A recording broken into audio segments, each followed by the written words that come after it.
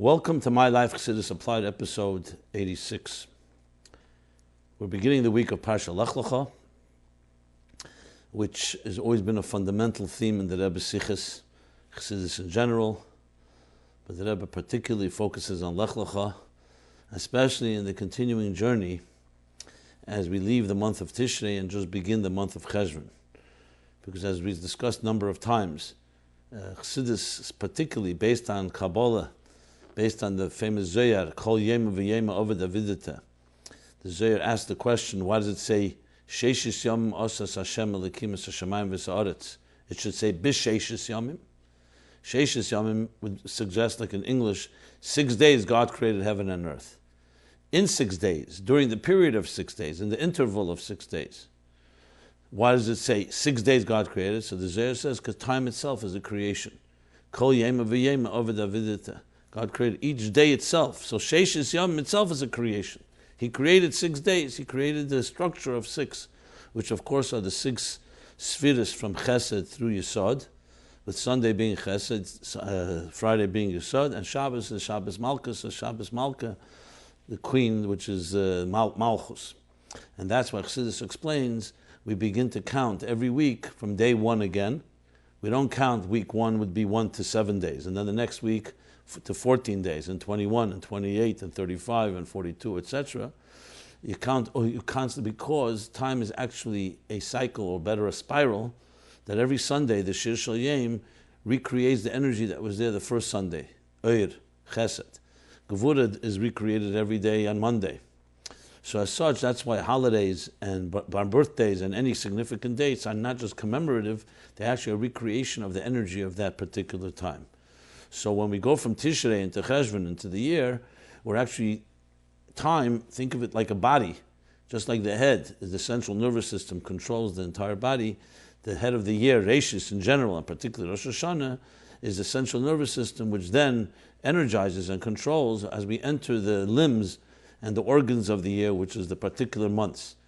Why is it so important to see it that way in a Chassidus Applied fashion? Because it creates a whole different type of, you could say, enthusiasm and excitement around time. So often people complain how life is monotonous, boring, we're just going through the same motions again. Last year Cheshvan, this year Cheshvan, now we're preparing for winter in this hemisphere. And the more, as the cynics like to say, the more things change, the more they stay the same.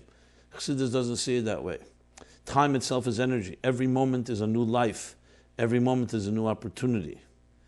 There's those that were there describe the unbelievable experience they had when the Rebbe said Lo tiyeh mishakeh lo tavshin yud gimel, tavshin yud beis. He said that maimer, how the Rebbe, when he was talking about Mispir Yamecha Amale, and he's speaking about how Aid, the Rebbe literally was holding his head as he was saying the maimer, as Aid is fadaiget from farzok tzir nutzteis yed derega. So, and the description of that is so powerful, how the Rebbe was recognizing and focusing how every second is valuable. Anyone that saw the Rebbe's schedule and the Rebbe's behavior, there was once the Rebbe asked one of the secretaries, what time is MyLife? So he says 9:30, 9:35. The Rebbe said, in 5 minutes come and bite in the ganze Welt. How much time do we waste? So when you think of time as energy, think of time as every moment, every day, every hour is a new life, like a new baby born. The question is, are we fulfilling it? Like in this week's Parsha, Taka, and not in this week's Parsha, when Avram Avinu, who begins this week's Parsha, later when we do in the Chayesara, says Avram Zokan, Ba Bayomim. Chassidus asks, what's the Ba Bayomim? Avram Zokan, Avram aged, Ba Bayomim, he came into his days. What's the addition? That everyone ages. But Avram came every day, Yomim Shleiman. He came every day, he had utilized the energy of the day. That takes away, essentially, if someone's able to tap into that unique energy of every moment is a new exciting novelty, is a new exciting experience. So as we enter the month of Cheshvan, despite the fact that it is a month that does not have holidays, as the Rebbe has the famous sikha, I believe I've spoken about it last year, lech-lecha, a classic sikha from the Rebbe in Tafshin Nun, where he talks about how after a month full of holidays comes a month that's completely devoid of holidays. And that is actually lech-lecha. What's lech-lecha? The journey. When you really want to see what a person is made of, you don't just experience, you don't just look at what they're doing when things are going well. You look at when there's an extreme change. that when you carried on the energy of Tishrei, it's one thing. That suddenly you have absolutely no holidays. Then you really can see what a person is made of. And that's why the jump from Tishrei to Cheshvan is one that's that radical. And in our lives, the rest of the months of the year, every month has its holidays, as the Rebbe then enumerated, Kislev and Tevis and Shvat, all the way through Elul. So lech-lecha captures the idea of a journey completely out of our comfort zones. And that's the Chassidus Applied of lech-lecha. Is the first command to the first Jew and the command to every one of us. Lech-lecha ma'artzecha me'moladtecha me'beis avicha. And frankly, is the essence of all Chassidus and all Chassidus Applied is getting out of your comfort zone. The ability to know that you shouldn't be trapped by your artzecha me'moladtecha me'beis avicha, as Chassidus explains in Samach Vav and other places. And the Rebbe has a whole beer, the two Maimorim and lech-lecha in Samach Vav and Samach Zayin have two types of explanations in this lech-lecha. The Maimorim of the Rebbe, the Rebbe talks about the distinction. Here's not the place to go into it. But the general point is that artzach me'moladtecha beis avicha seemingly are redundant. They mean the land, your land, artzach me'moladtecha, your birthplace, beis avicha, the home of your parents. So technically they could be three different locations. But in the case of Avram Avinu, in the case of many people, they happen to be the one same place. Choron, where he came from. His original birthplace, or Kazdim. And then when it comes to the journey, Hashem says the destination, God says, you should go to El Eretz Asher Areka, very vague, to the land that I will show you. Seemingly, it should be the other way the order. When you tell someone directions to go from a place to another, they know where they are.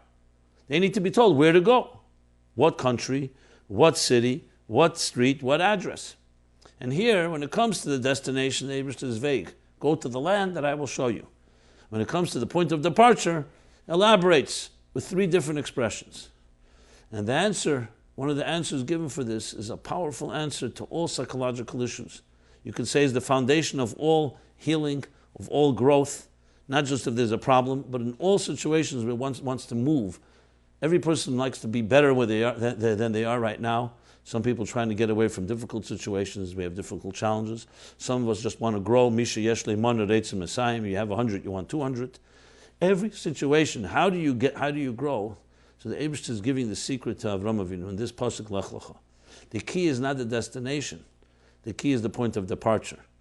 You often hear the key is to have your eyes on the you have to know your objective. Keep the end in mind. It's true in a certain way, but there's a bigger emphasis on where you're going from. Because you could have the end in mind, safe ma'asav machshavat tchila, know where you want to go. You could be motivated, you could have incentives, and really sincerely want to move. And you find yourself, after the inspiration dissipates, you don't get there. After all the achlatas you made, I'm going to do something new, I'm going to do something different, I'm going to break a habit, I'm going to break a routine, we find ourselves continuing to redo what we did in the past. And you wonder why. Was I insane? Did I not make a sincere resolution? And the answer is no, you did, but you are being held down like a ball and chain by the past. Don't underestimate the past that holds us, that traps us. The status quo is far, far stronger. It exerts much more energy in creating inertia than we can imagine. So the Eibushter is telling Avram Avinu, each one of us, you need to free yourself. You need to leave. Artzecha me'moladtecha beis avicha. There are three main subjective forces that keep us trapped. Subjectivity, our own blind spots. Adam karev etzel atzmei, that's me'moladtecha, by birth. Innate bias, we all have our innate prejudices. We minimize things, we have our blind spots. And a blind spot doesn't mean, like the guy told me once, I asked him if he has blind spots, he says, yes, but I know what they are. That's not the blind spot. That's like the doctor that tells you, I'll tell you when you need a second opinion. That's exactly why you need a second opinion. Not because the first doctor, you want to hear another opinion, not his opinion, not when he tells you. So the first thing is me'moladtecha, personal subjectivity, personal biases. And we all have that. Number two is beis avicha, and that is the subjective attitudes that we've picked up, that impressionable children pick up the attitudes of their parents, for good or for bad. That also shapes us. And number three is artzecha, your social pressure, your environment, the people around you, make demands, conformity, and so on. These three forces are what trap us. So you can make all the decisions in life, and you want to really make a move, but unless you free yourself of these three things, if there's no lech-lecha, they will pull you back. As much as you see the destination, you see where you want the treasure, and you see where you want to go, and you actually want to go, they hold you back. And that's the key, is to free ourselves from those subjective forces. Can we completely free ourselves? But we can be aware of it. The awareness that in any situation, when you describe the problem, you yourself are part of the issue. What does that mean? Because you bring your subjectivity of all three forms. And then when a person is able to free themselves, at least see that they are subjective, then automatically I'll go to the land that I will show you. Usually we teach I will show you the land, on the land. I will show you you. The real you will emerge. Because as long as you have those subjective forces, you don't know whether it's the real you. Maybe you're being affected by your parents, maybe by your society, maybe you're pleasing somebody, maybe you're living up to someone's expectations, you don't want to make confrontations. Maybe it's your own biases that are shaping you. Someone asks you, who's the real you? It's very hard to answer that. You could be simply a product, I don't want to say a victim, but a product of circumstances, a product of your life, a product of what others are expecting of you. You want to discover like he teaches in Teireh, you, the real you. You need to get the other forces that have affected you out of the way to some extent. Then you can see what do you like without those factors. This is the key to all growth, and this is why bittul in Chassidus is such a powerful element, because lech-lecha tells you you're ready to make a move. And the ultimate experience of this is to go from bad habits to good habits is difficult enough.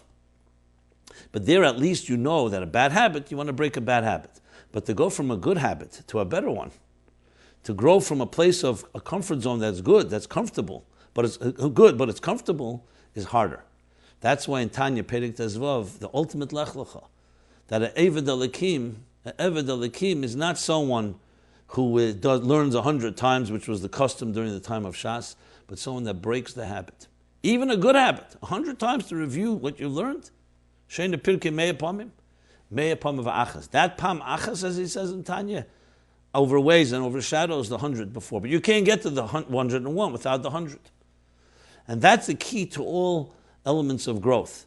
The famous classic Rab Zeda that the Rebbe often brings from the Gemara, Rab Zeda fasted 100 fasts, 40 fasts, different opinions, to forget Talmud Yerushalmi to forget Talmud Bavli in order to learn Talmud Yerushalmi. He was a master of Talmud Bavli, the Babylonian Academy. So the obvious question is, since when do you have to forget knowledge to assume new knowledge? Knowledge is accumulative. What you know yesterday helps you learn what you know today, and so on. And secondly, to forget Torah is a isur. You're not allowed to do something, you're not allowed to forget Torah, especially to do something deliberate to forget. And the Rebbe's answer, based on the Maimorim, especially Samach Vov and other places, Nahar Dinur and the Omud between Gan Eden and Gan Eden, that it's in order to forget not the Torah, not the knowledge that he learned, the methodology. The Bavli methodology is Mamatul L'mayla B'machshakim Heshivani Zu Talmud Bavli. What is Machshakim? It's through pilpul, through arguments and counter-arguments and questions and counter-questions. And then you crystallize Libun Hilchus, an idea. Talmud Yerushalmi is Er Yashar in the language of Chassidus, not Er Chezer. Er Yashar, that you begin right away in the Kudda. That's why Yerushalmi is a lot shorter. You don't have the whole pilpul approach. There's overlap, obviously. In Talmud Bavli, you have elements of Er Yashar. In Talmud Yerushalmi, you have elements of Er Chezer. But in Shari Eira of the Mittler Rebbe, he explains that's the distinction between the two.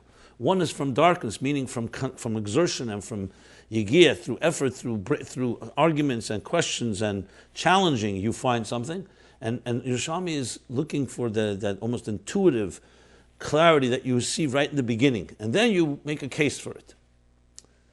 Those are the two approaches.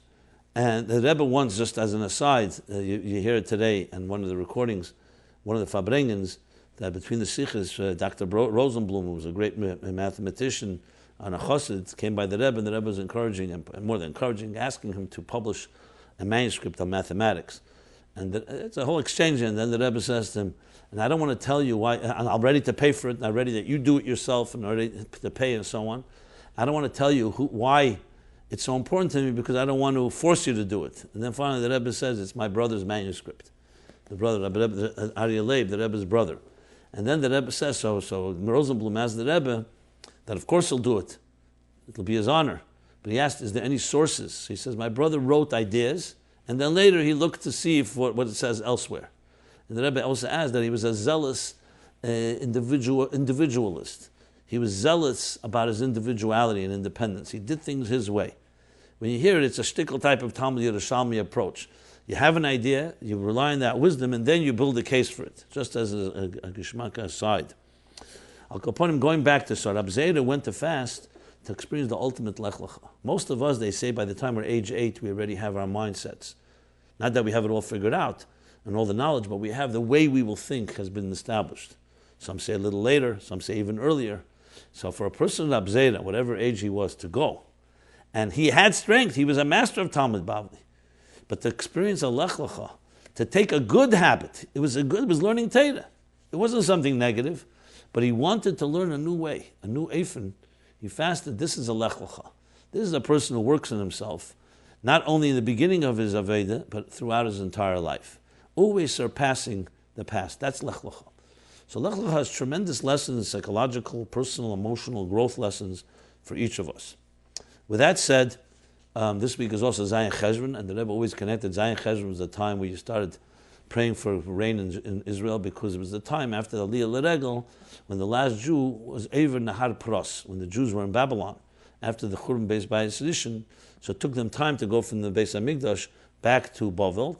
So when they crossed Nahar Pros was Zayin Cheshvan. That's the amount that was calculated, a little more than like 9 days, or a little more, almost 2 weeks from after the Simchas, from after Sukkot, from Shmini Atzeres. So that, which is also the emphasis, as the Rebbe says, Zayin Cheshvan is another shlav in Vayakov Holach L'Darkei lech-lecha, the journey into so-called the ordinary life, externally the ordinary life, in order to reveal the extraordinary within the ordinary through the lech-lecha. So lech-lecha is that lesson that's also connected to this period. In that sense, the Zayin Cheshvan journey. Let's enter now. Of course, we've been receiving questions and they continue to come in. If you want to present your questions, simply go anonymously to meaningfullife.com/MyLife. There's a forum there.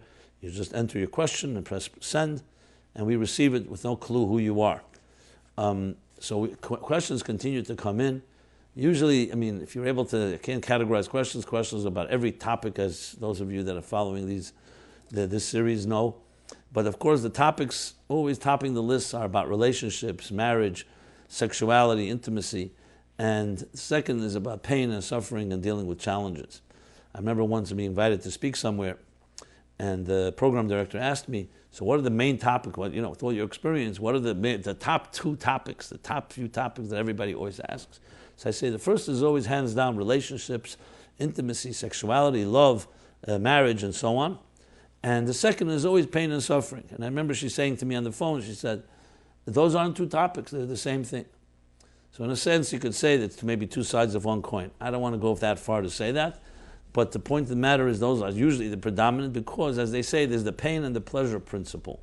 The 2 main nerve points that affect people is having pleasure, or having comfortable and a healthy, beautiful life. And I say pleasure, I mean in a positive, in a holy and Chassidic sacred way, having loving relationships, healthy relationships, strong families, and having all the nachas that one gets from that.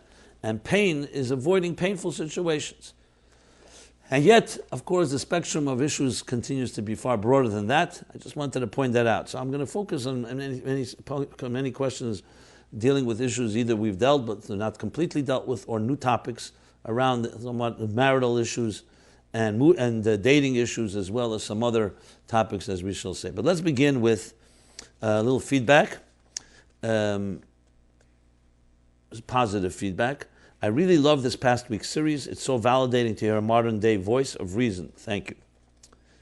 Rabbi Jacobson, another commenter, writes, Rabbi Jacobson, please keep your program alive. You have no idea how many people, young and old, men and women, boys and girls, are benefiting. Thank you, thank you, thank you. From me, my wife, and children. Well, thank you for those encouraging words. They definitely mean much. And of And hopefully I do my part and you do your part by both submitting questions, and more importantly, let us all be role models for others. And this is meant to be something that should have a ripple effect, that all of you listening should be inspired to and be ignited to go ahead and bring Chassidus to others, as we did in the contest, and hopefully we can create a true swell, a true a momentum that can actually create true transformation throughout the entire world.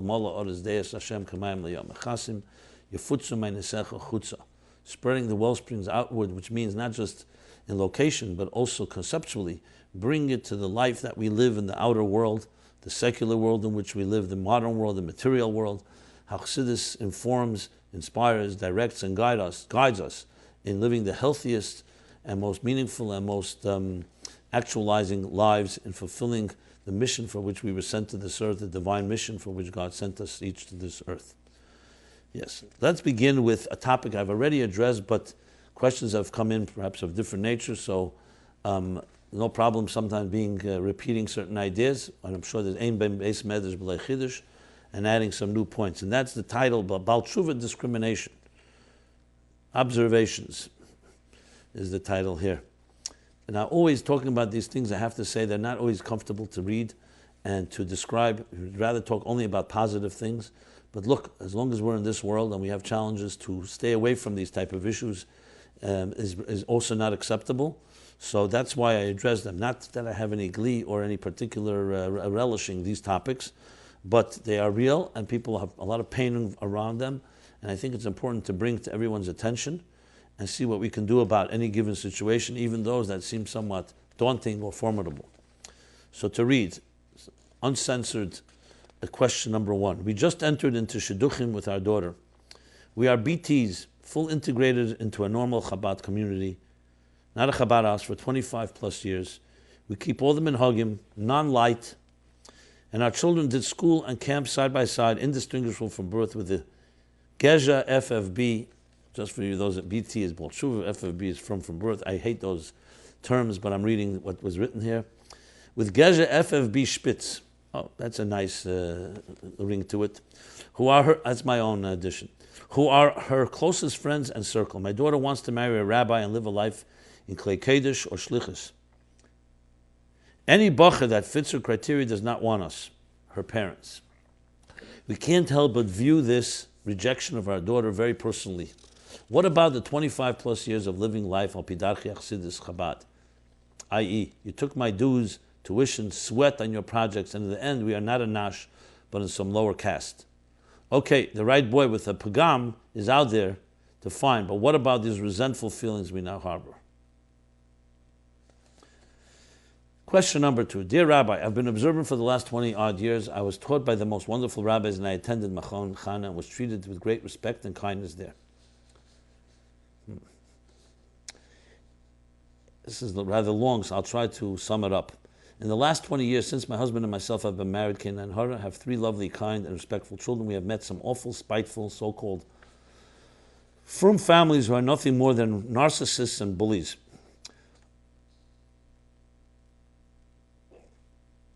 One particularly bullied my son, and we wonder what really is the point. What actually is the problem with the born frum people? Why are they so disturbed? So many have a long line of Judaism at high levels of observance, but yet lack kindness and politeness, and above all, their behavior is sometimes lower than animals. Okay.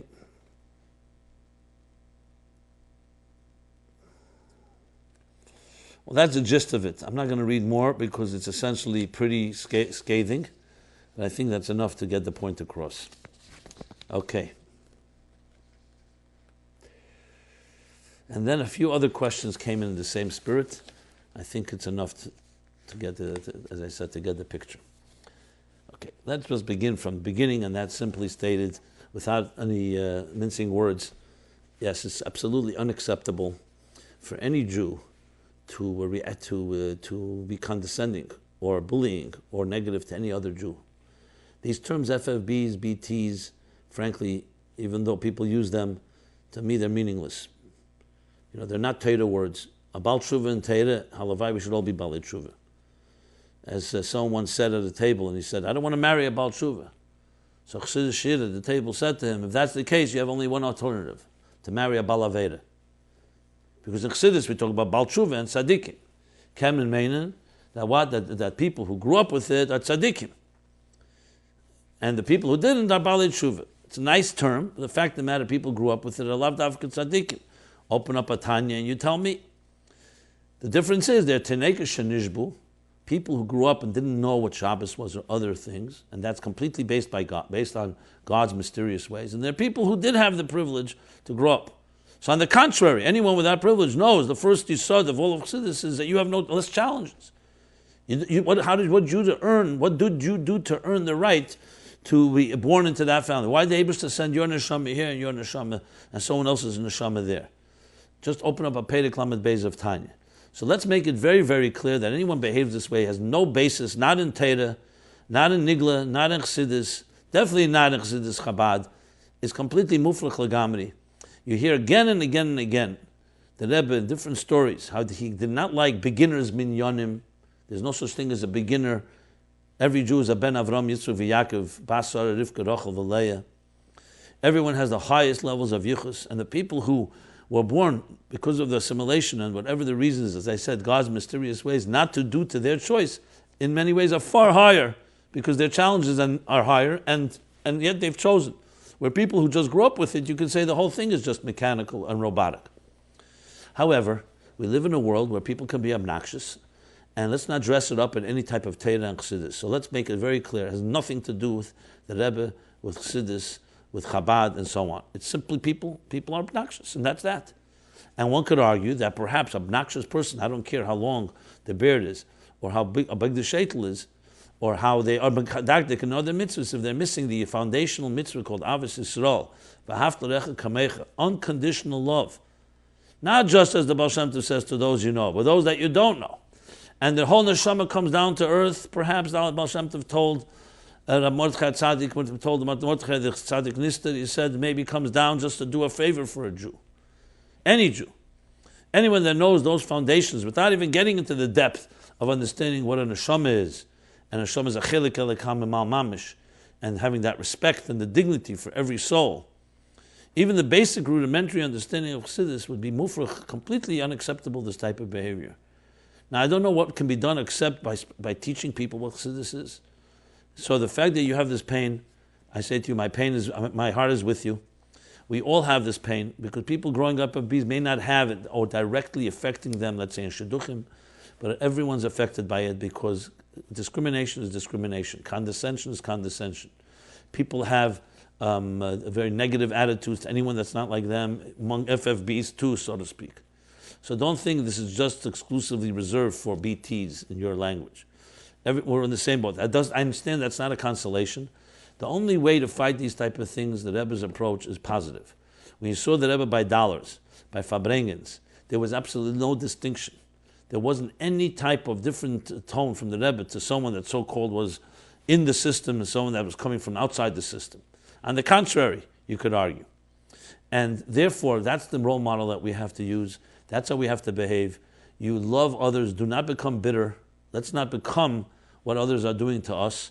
The best way to fight it is to create a groundswell, as I mentioned, of grassroots movement where these type of behavior is intolerable. Not just intolerable, but we teach our children, we teach everyone we come in contact with.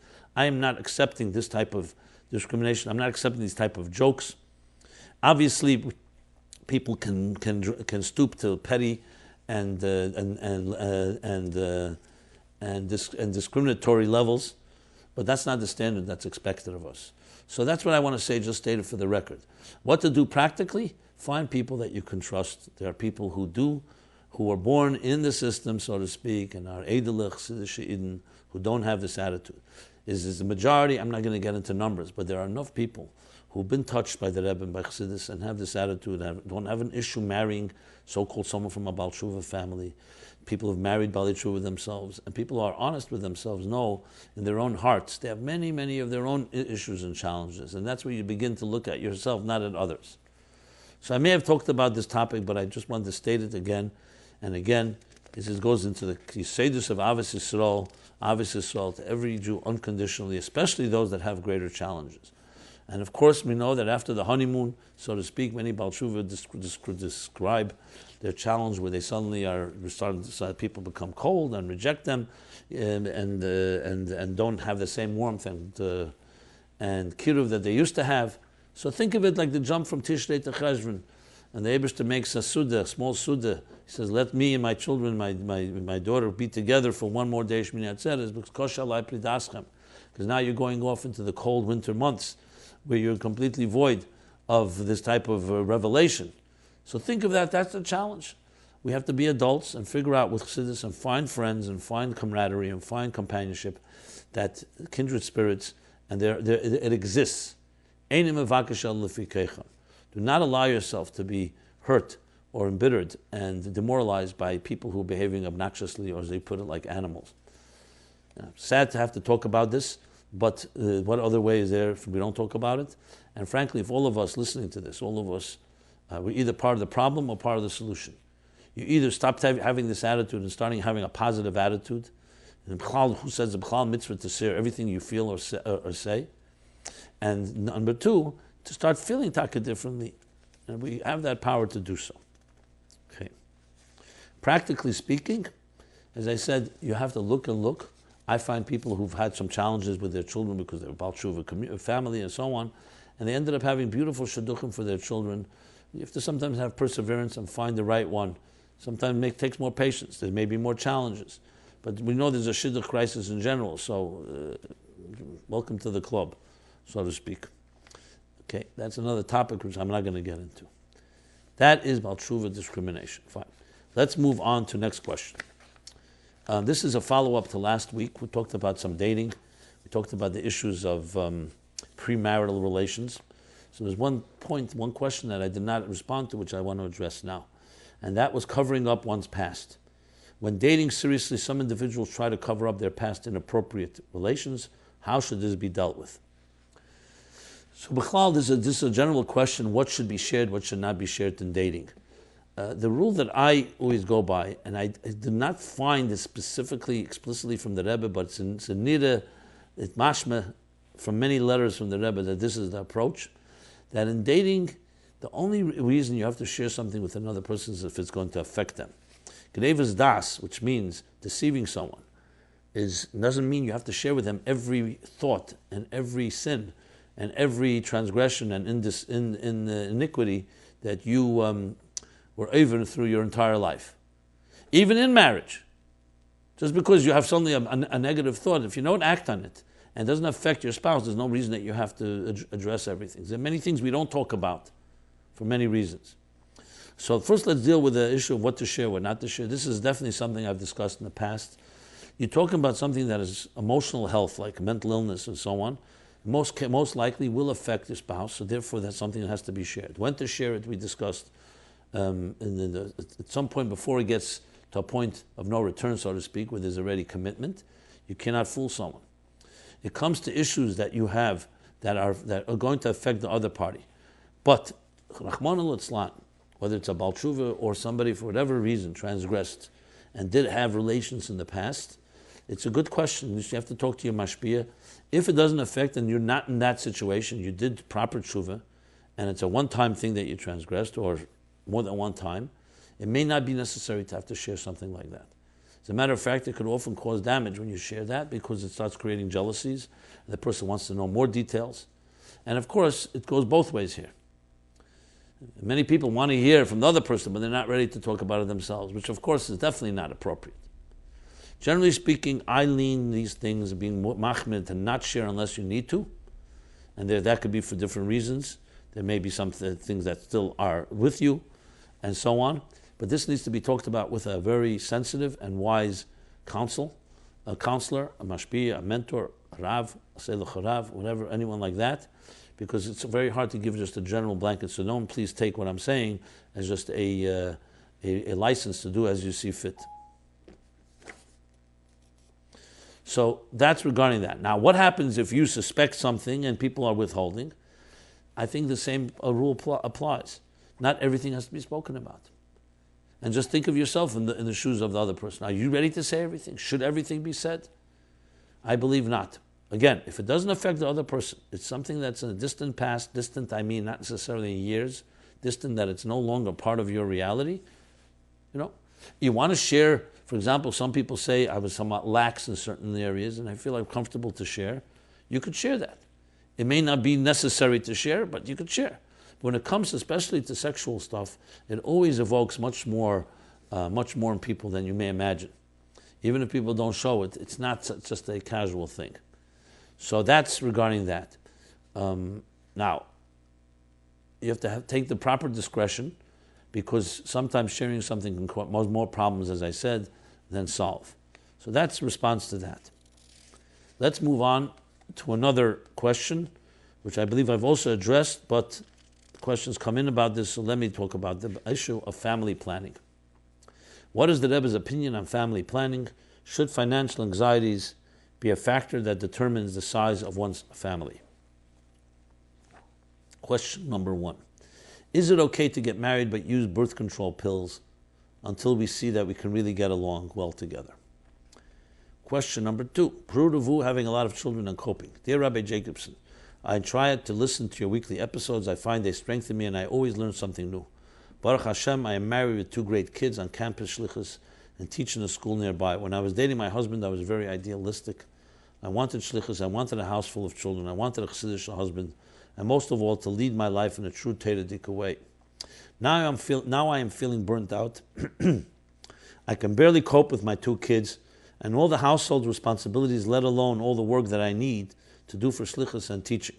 Yes, I have cleaning help as much as we can afford, and yes, my husband tries to help out, yet I feel burdened. I've spoken to a Rav about birth control and did get a heter for a year. Now that the year is up, I just don't know how I can have the koyach for another child.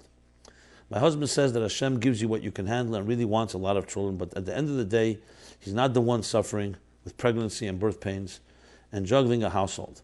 I know life isn't easy and it's not meant to be, and I hate complaining when so many people out there are suffering with infertility. I just feel as though I can't cope with more kids. Can you please explain the importance of this mitzvah, Perudavu, and what exactly does it mean and how does it translate into our lives? Why can't the Rabbanim be a little more lenient about birth control? Thank you very much, and Yasher Koach for a great program. Question number 3, which I'll just sum up. There's 2 more questions in this context. I'm a Lubavitch woman. I understand it is a man's mitzvah to have a son and a daughter. Baruch Hashem, we have 5 beautiful children, both boys and girls. My husband is a rabbi and he suffers from depression. He has it somewhat under control, but it is a huge strain on me. I know my own mental, physical, and emotional limits, and I have heard all the arguments. Children are a blessing. Mashiach won't come until all the souls descend. Hashem will help. But at this time, I feel I am done. What I would like to know is, if I feel I am done and I do not want to have any more children, does that make me a bad person, a bad Jew, or a bad Chassid? As I do not plan to get off birth control at the present time, with or without a heter, which I have to squeeze out of our current Rabbanim. Thank you. And then finally, the 4th question, and simply because of time limitations, I won't read the entire thing, but it's about spacing between births.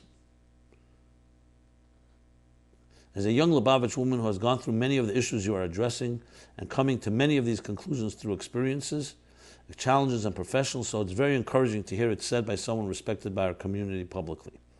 You are very straight to the point and not afraid to say it how it is, and at the same time not offensive to those suffering.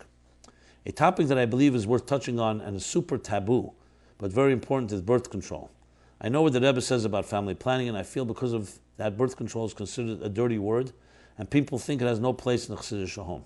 I'm talking about spacing between 2 births, 2 years, which most Rabbanim feel is a very different category than family planning.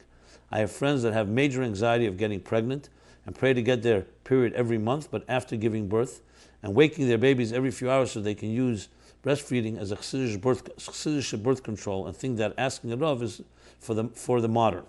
In addition, there are women that might be struggling with anxiety and non-life-threatening situations that don't think that this is an option. I never heard anyone address this issue in this way. I did hear about how important it is not to use birth control by college teachers and different women events in Crown Heights. May you continue to enlighten, inspire, and address real issues in the Lubavitch community. Thank you. Okay. I do believe I've addressed this topic. However, As I said, so if we repeat it doesn't hurt. The Rebbe repeated many ideas, especially something so fundamental. Let's begin with one small introduction, and that is something I've repeated many times, and that is non-judgmentalism. Anything I'm going to say now, which is coming straight from the Rebbe, from Chassidus and from Teda, is not about judgmentalism. Statements like, are you a bad person, not a chassid, an ugly person doing something wrong, that should be out of our lexicon and vocabulary. There's no judgment here. People have challenges, and they're and it's understandable. Every line that I read now, I empathize with. People who have dealt with challenges, whether it's anxiety, financial concerns, husbands, other strains, and having children. We all know tzad gidul banim is difficult, both the birth of children, the upbringing of them, and we want to do it in a responsible way. So anything said on this topic, we have to cut out the judgment. We have to cut out people looking down at others, as I discussed earlier about the Baal Tshuva syndrome issue. The Rebbe spoke about these topics, but he spoke with love. If you see all the sikhs on this issue, and I'll refer you to them in a moment, you'll see they're coming with this, they're spilling and pouring out with love the bracha of what a family is about, the bracha of children, not to hold back the bracha, how with every bracha comes parnasa and other brachas. But obviously, it's very, very understandable that when a person is under strain or anxiety and they have difficulties, that has to be addressed as well. And that's why we have mashpiyim. And even though the Rebbe said certain things, he made it very clear as well, you have to talk to your mashpiyah. There are people who ask the Rebbe, so let's begin when the Rebbe started speaking about it very openly. My schus was, I began writing Fabrengens in the beginning of Tovshin Mem. Chanukah, Shabbos Chanukah Tovshin Mem. Okay? That's exactly 35 years ago. That year, Shavuos time, the sikha to the women that the Rebbe spoke before Shavuos, Shabbos Bamidbar, Shavuos. The Rebbe Nosei was at length about this, the Shabbos after Shavuos. The Rebbe started speaking against the idea of family planning. Just for the record, what the impact it had was a tremendous impact. Just to give you an example, 3 years later, Beis Rivka suddenly had, instead of 2-3 classes for kindergarten or preschool, they suddenly had 7 classes.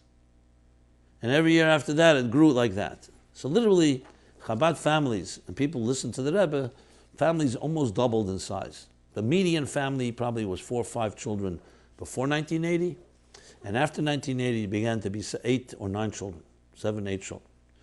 The challenges are there today, especially with tuition. Many people ask this question. So firstly, it's very important to remember that even if you and I have difficulty with a certain standard that the Rebbe set, or that Teda says and Chassidus says, you still don't ignore the standard. You never want to compromise the standard because of our own comforts or discomforts. So the first thing we must know dispassionately and objectively, in lech-lecha fashion, to learn what the Rebbe says on this. You never know. You may hear a word that the Rebbe will touch you, some inspiration.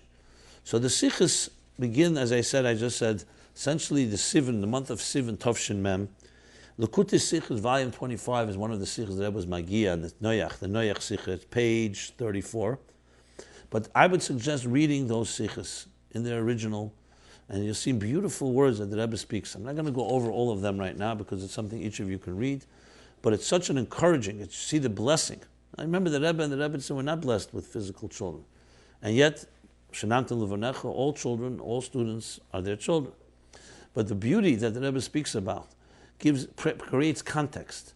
We live in a world where often people will spend money and do a lot of other things that are shtusim and nonsense.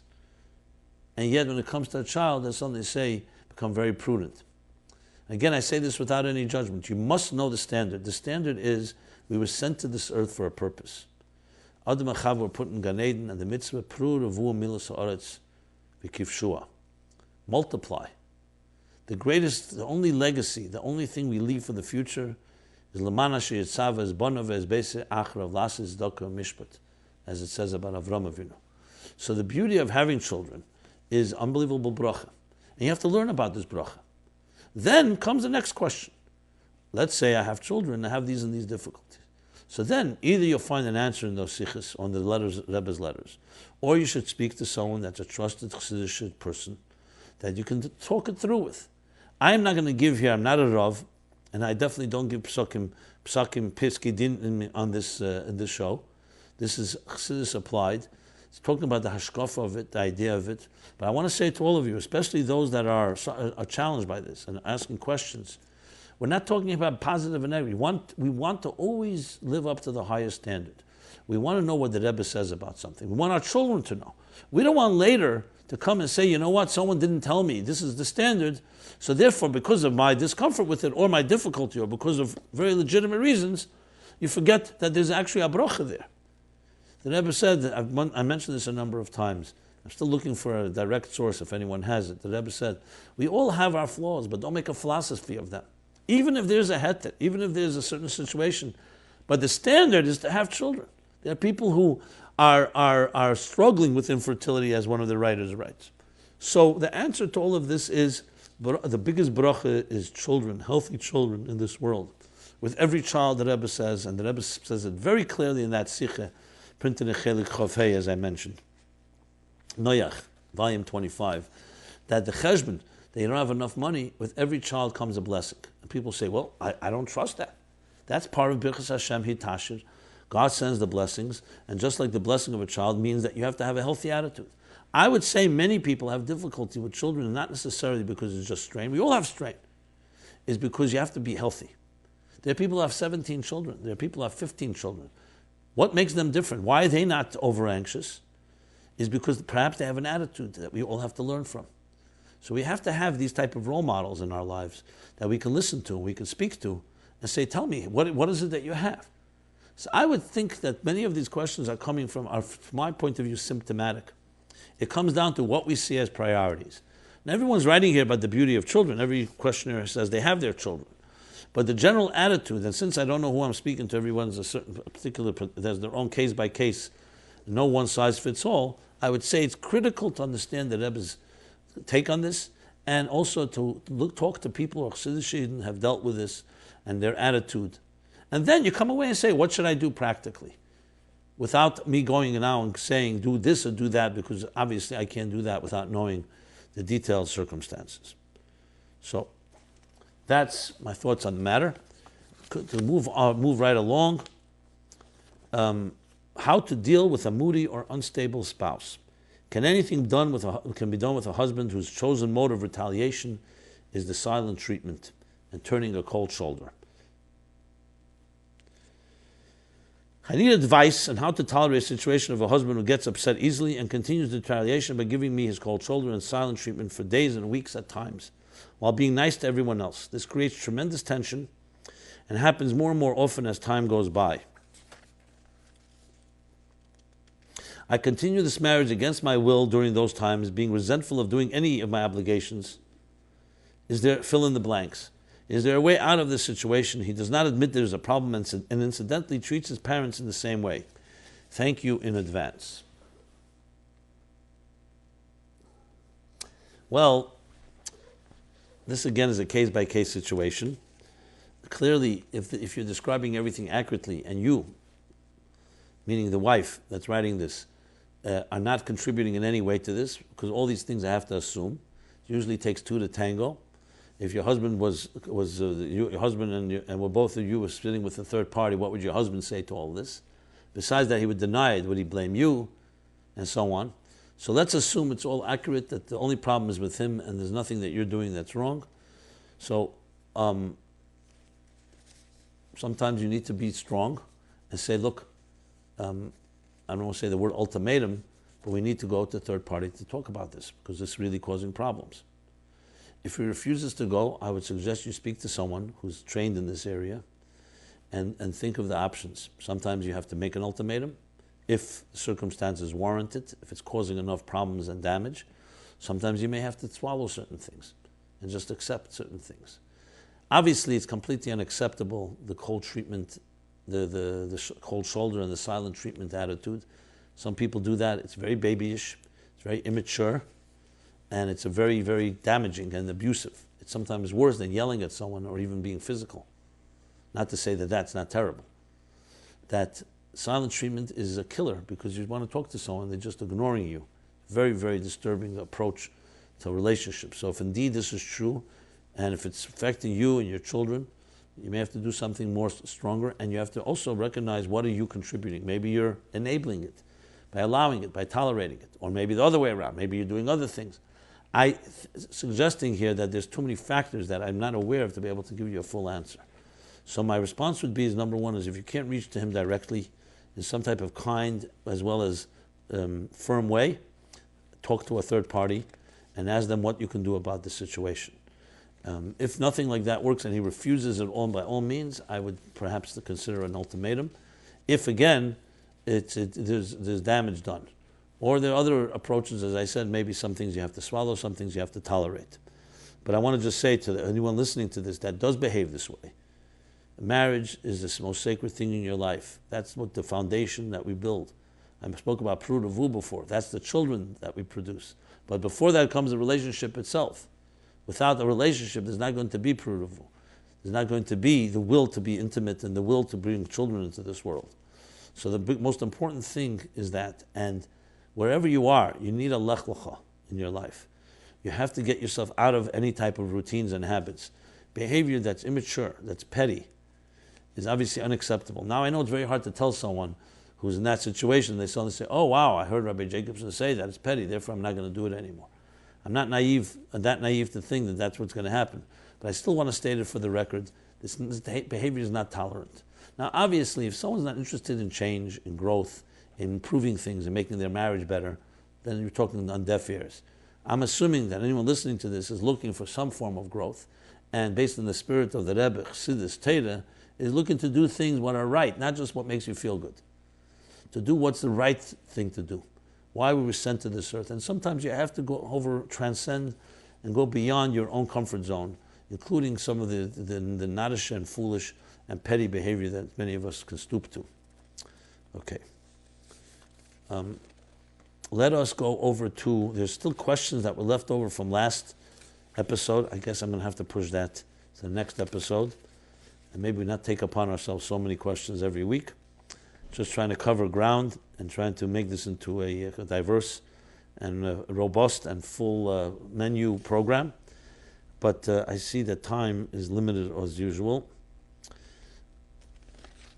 So there's the question about appreciation I'm going to push to next week, as well as trusting others in Hashem. Let's see what else I did not leave, that I did not cover.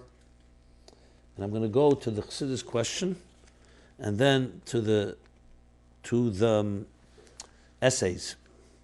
But I do want to talk about one thing that was still not, that I did not fully address. Okay, that's connected to the Chassidus Question. I stand corrected. And then any other follow-up I'll also address in the coming episodes. Okay, let's go to the Chassidus Question of the week, and that is applying Atzilus. How can Atzilus be applied to our lives? Atzilus seems to be a central theme of Chassidus. But we were taught it in a very esoteric and theoretical way. No one has obviously ever been to Atzilus, so why do we need to know about this world?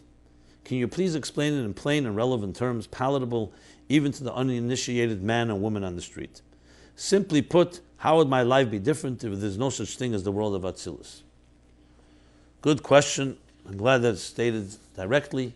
Let's address it directly. And this does follow up somewhat the question of last week, which was about the difference between Adam Nidin B'chol Yom, the judgment of every day, and what is established in the Yom Adin of Rosh Hashanah Yom Kippur, when Mizanes of Ksuvim, when the person's year, especially his Parnasa and Bana Chayim Mizena, his children, all the blessings are established in that period. So we spoke about how Chassidus says that is established in the world of Atzilus, and every day is whether it will be implemented and come down in a material way, in tangible way in our personal, concrete lives. But let's talk about Atzilus. So first of all, let's just step back and say the following. It's absolutely correct. You hear about the world of Atzilus. More specifically, Atzilus Bri Yetzira Asiya. 4 worlds. We're focusing on Atzilus. Where's the first place Atzilus is mentioned in the Torah? Parsha Baal Tshuva. Vayetzel min aruach. When Moshe said, Ma'ayin li basar, where am I going to get meat from? That the children of Israel, the Eden, were demanding. So finally the Eibishter said, Vayetzel min aruach, from your spirit I will emanate, impart upon the ruach, on the zkenim. And that's where the world of Atzilus originates. There's a sikha in lech-lecha, Baal Tshuva, the second sikha, based on a letter from the Rebbe. It's one of the only sikhas that you see based on a letter that talks about this Atzilus based on that pasuk. And there are many interesting, that's the pasuk itself. But what is its real purpose and role, and why is it necessary? Yes, how would my life be different without it? So let's begin with the fact that I'll give you a few sources, and then we'll talk and explain them. In Chassidus, of course, based on Kabbalah, Atzilus is the world called Elam HaAchdus, or Elam HaLekus. Iyu v'chayu echad, iyu v'garmu echad. That you and your chayu could be interpreted sometimes Eris and garmu kelim. That's how it's interpreted in Gersh HaKedesh Siman Chof. And sometimes the interpretation is meichen and midas. But bottom line is, that is al-taich, is meichen and midas, intellect, cognitive and emotional. That it's all one with Elikus. So the Atzilus is considered a divine world. And when Chassidus explains it, and I'm referring now, let's start with in Samach Vav, the Maimer of HaChedesh, in Ayin Beis, right in the beginning, the second and third Maimer, starting from approximately chapter, let's see where it begins. Chapter 8 and on. Chapter 95 and chapter 313 and on. Then they explain Atzilus in more elaborate terms. It comes down to being a memutza. It's an interface. It's an interface between the divine and existence. And what is its role? Its role is, it's an expression of the divine in the form of structure. Higher than Atzilus, as you say, lav iyu inan midus iyu klal. You can't attribute attributes, emotions, intellect, identity to divine. Shem echad, beyond that all. In Atzilus, it's a divine world, so it's still Elikus, but it has the divine manifests in structure. So it has spheres. It's the first place where the spheres manifest. Here's not the place to talk about how the spheres are higher than Atzilus. So Atzilus, Adam Elyon. So Vayetzal, instead of Nivra, Barasi, Yetzativ, Afasisiv, instead of a creation, it's only imparting. So think of this, imagine it this, God is beyond being an artist, beyond any identity. But he chose to create art. Now he can create infinite amounts of art. So then he envisions one type of art. Those are called the 10 spheres. Where is that envisioning manifest and becomes a reality? That's the world of Atzilus. So Atzilus plays in a sense two roles as explained in those Maimorim. Number one, it's a way that God creates existence in a structural way. For example, the human beings are created in the divine image. Tzelem Elokim. But we know the Eibusher doesn't have any tzelem. So what does that mean that you say B'Tzelem Elokim in the divine image? It's how the Elikus, the divine, that can manifest in many ways and in no ways, chooses to manifest in a structural form, which is basically the archetype, the model in which we will be created in. So we are Adam Elyon, we are B'Tzelem Elokim, B'Tzelem of the divine as it manifests in Atzilus, like he says in Perek Beis and Tanya, and Perek Gimel and Tanya, Nashtal Shlu Mehen, that our faculties, our structure, evolved from the way it is all in Atzilus. So Atzilus, on one hand, is a divine that manifests in the structure that will ultimately become the structure of existence, and especially in the microcosm of the human being. On the other hand, Atzilus, the other way around, also serves as a stepping stone, as any interface for us to connect to the divine. But how could a mortal, finite creature connect to something that's beyond finite, beyond even immortal? They're so different. We're in every way different than the Creator, Beira and Nivra. Atzilus is the meeting point, where we can connect by halachta b'drachav. You take your chesed, your kindness, instead of using it for selfish purposes or not using it, you align it to Hashem's chesed. You take your mind, your Chabad, and you learn Torah, and you align it to the Chabad of Atzilus. So Atzilus becomes essentially the interface between the divine and existence, because on one hand, it's structure that is the root of our structure, on the other hand, it's still in a divine state. Once you hit Biyah, Biri Yetzir Asiyah, it starts evolving, it already loses the divine, pure divine element. In a slow process, it becomes something that's more what we call a yesh. So that's why you'll find that Atzilus, the Mareches puts it this way, that it reveals what is kamus, what is concealed what's higher than Atzilus. In Samach Vov and Ayin Beis, they talk elaborately how much Atzilus reflects the divine. And the two opinions, whether in Achedish and also in Ayin Beis, Achedish it goes more according to the opinion, but he brings both opinions. The opinion that whether the Eris, in other words, the Sfiris of Atzilus, are they Mitsuyarim, do they have shape and form, as it's mashma, as the shit of the Mareches, or is it like the shit of the Rakanti, the Menachem Rakanti, that they are shapeless? And both are relevant to this whole story, because the question is how high Atzilus can connect. But going back to our discussion here, in practical and palatable terms, let's put it this way. Atzilus, think of it as the resource room. That's in Teres Chaim, the Mittler Rebbe, when he talks about Sefer Bereshis, he talks about the Ovis. The first Sefer is all about laying the ground. It's like collecting the resources, the arsenal, the powerhouse where the electricity generates from. And then in the worlds of Biyah, that electricity manifests in a concrete way in our world. So Atzilus is basically the perfect form of who we are capable of becoming. A neshama of Atzilus that comes to earth, express train, so to speak, without all the veils and shrouds and filters, is exactly Dugma Shalamayla. The Alter Rebbe says, on Friday afternoon he would fall asleep. Why? Because in Atzilus, Lamayla, it's a time of sleep. Durmita Dezah. Rab Hillel would go to sleep because he didn't sense it. He knew, however, so he tried to align himself. And the rest of us do neither. So an neshama of Atzilus is completely aligned, like a Merkava, to the structural man, the perfect human being, so to speak, as it's aligned with the divine. That's what we need to always know. That's why that standard is critical. Take away that standard, it affects our lives, because what is the standard of where we're reaching to? We all want to know what we're capable of. Another aspect of Atzilus that Rebbe brings in the first Maimer Bos Legani Tavshin Yud Aleph, that this is Mamat Lamayla. That's that what? That when we do a mitzvah, and we change, we don't always see the change in the objects that we do a mitzvah in. So the Rebbe brings from the Maimarim of the Rebbe Marash that it's kemunach b'kufsa. When you do a mitzvah with a physical object, you generate an energy, but it's like placed in a kufsa, in a box, in a treasure chest. That's Atzilus. It gathers the energy that we generate through our work, and when Mashiach comes, that chest opens up and will be revealed even in this world. So Atzilus essentially plays both roles, as he explains in Ayin Beis that I mentioned from the Zohar, that through Atzilus there's the concept and the possibility of knowing and feeling the divine. Now, without Atzilus, our relationship with God could be like an Eved and an Odin, a servant and a master. We don't need to understand the master. A servant doesn't have to feel anything. You just follow instructions. Kabbalah Se'el. But God wanted a relationship. He wanted us to understand the divine. He wanted us to feel the divine. Without Atzilus, we wouldn't have any ability to experience transcendence in our world, in our existence. It would be like an airtight reality with a glass ceiling that you could never breach. You could never reach above. So Atzilus is the door, the gateway between the divine and existence. It allows us to experience the divine and climb the ladder to higher levels of the divine that are even beyond Atzilus.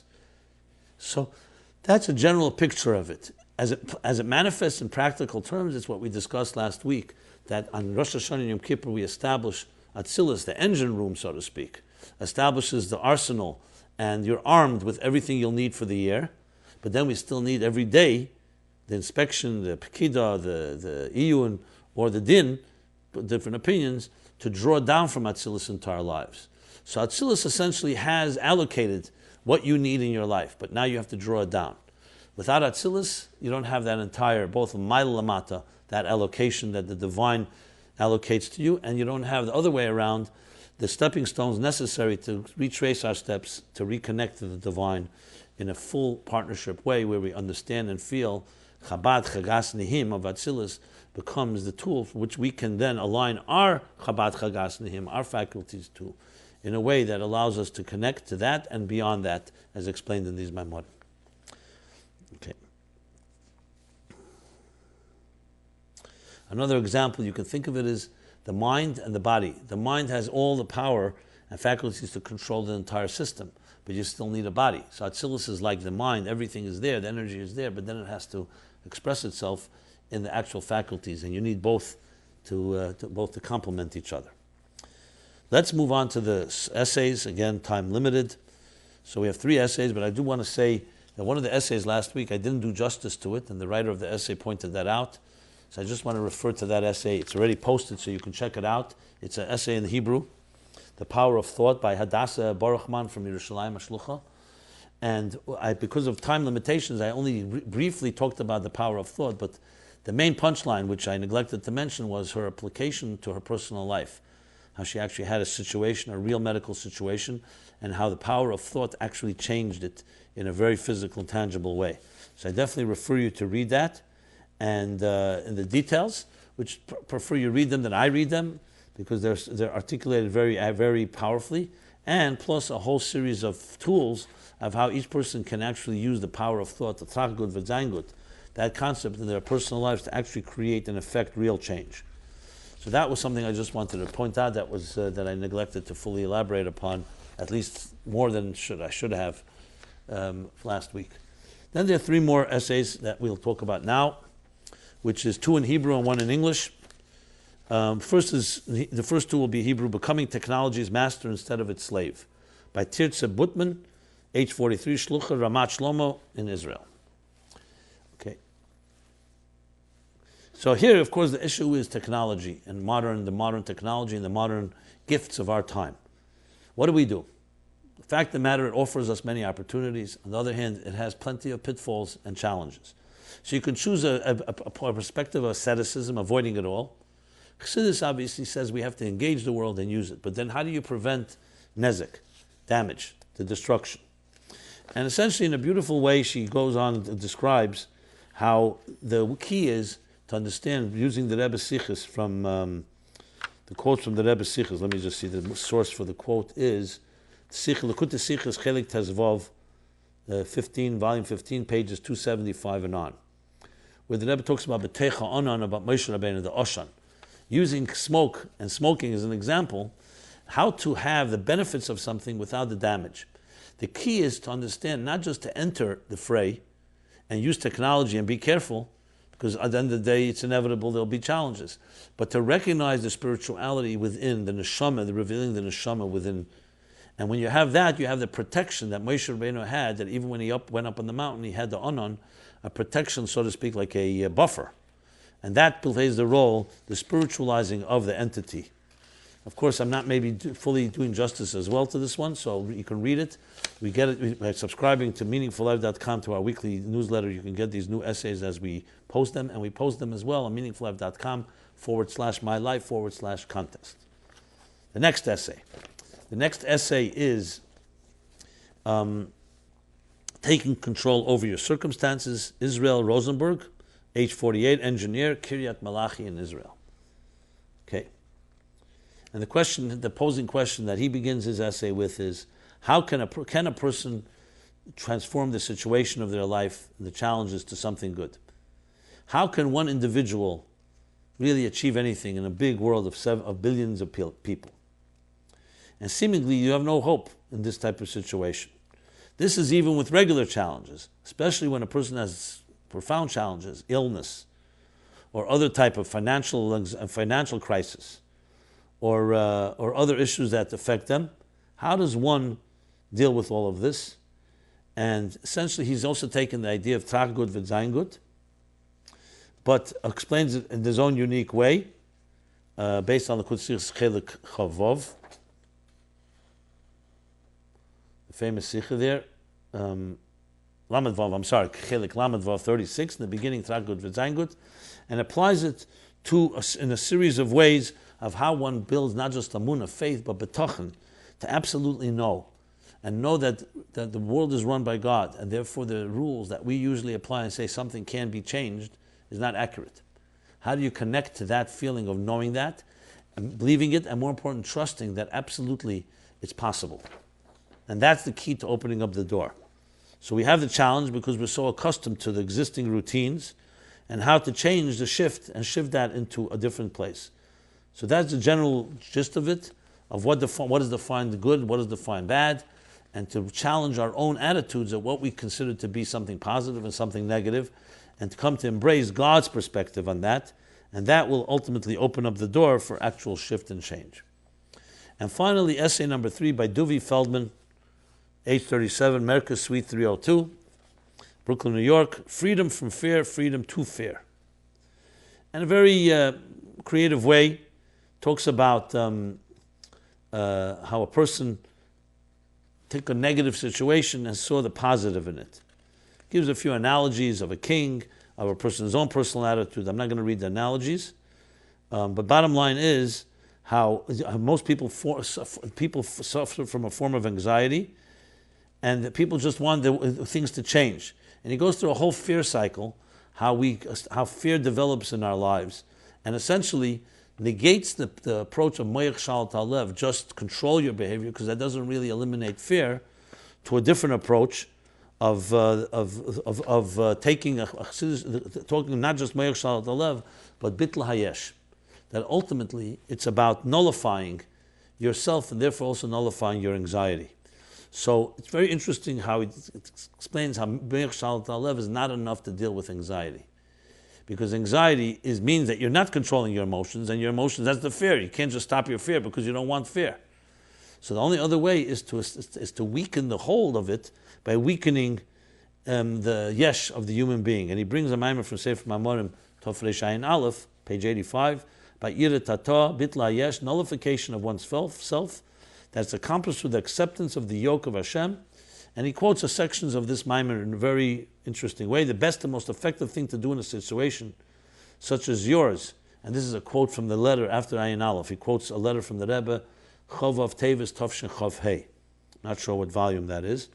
But the Rebbe speaks about how to deal with negatives, learning betochen, and ultimately how to distract yourself from the situation, which means not to focus on it and say, okay, I'm going to control it, but rather to go and change your whole lifestyle, of not focusing so much on yourself and focusing on what you have to do with your life. And he quotes the Rebbe's letter in detail, which is the bitla hayesh. The more bitla hayesh, the less anxiety. Which of course many of us don't think of it that way. We just want to get rid of the anxiety, but rather sometimes it's changing your whole way of looking at things. And obviously it's easier to do before you get into that anxious space. So those are the 3 essays. The essays continue to be reviewed every week. Thank God the Eibishter sent us a lot of essays, or the people that wrote them, the Eibishter helped that they all write these essays. And with that, I want to conclude. As we go into lech-lecha, we should all experience a lech-lecha life, shifting, change, growth in every possible way, and getting yourself out of the way, your subjective forces.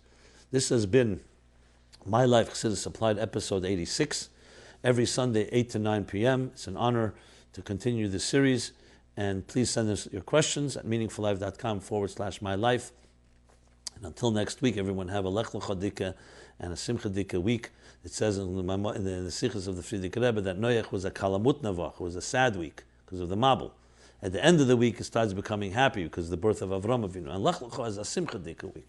So it should be a simcha dika week. And until next week, thank you very much.